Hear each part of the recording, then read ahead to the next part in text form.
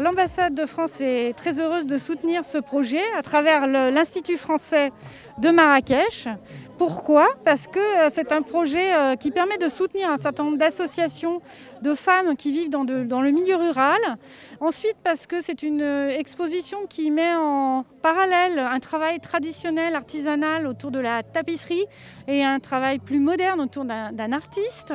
Et surtout parce que c'est une exposition qui donne la parole aux femmes qui ont souvent peu l'occasion de le faire.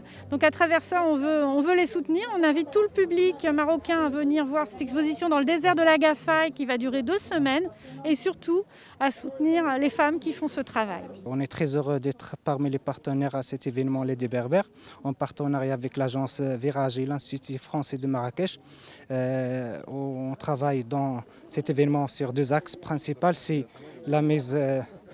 C'est la valorisation des tapisseries berbères et de faire connaissance au public cette activité ou bien l'art qui font les femmes dans les montagnes. Parce que pour nous, c'est un art, il faut le valoriser.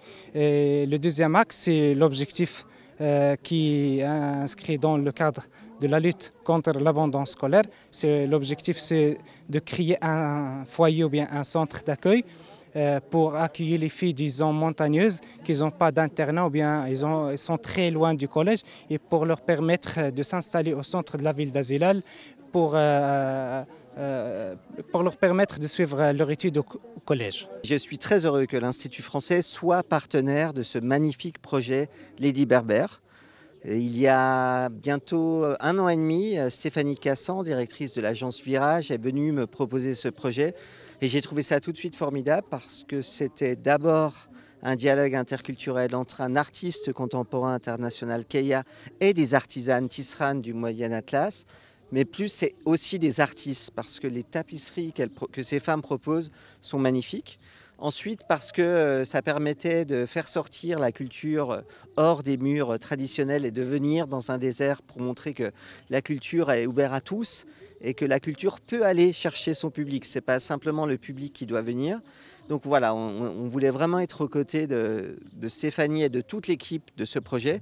Et on a été bluffés, on a vraiment admiré ces femmes tisseranes qu'on a rencontrées dans le Moyen Atlas, qui font un travail formidable. Donc l'idée maintenant avec cette exposition, c'est aussi de promouvoir leur artisanat, leur art, via la presse nationale, internationale, via les réseaux sociaux, pour vraiment promouvoir ce travail et mettre en lumière ces femmes extraordinaires.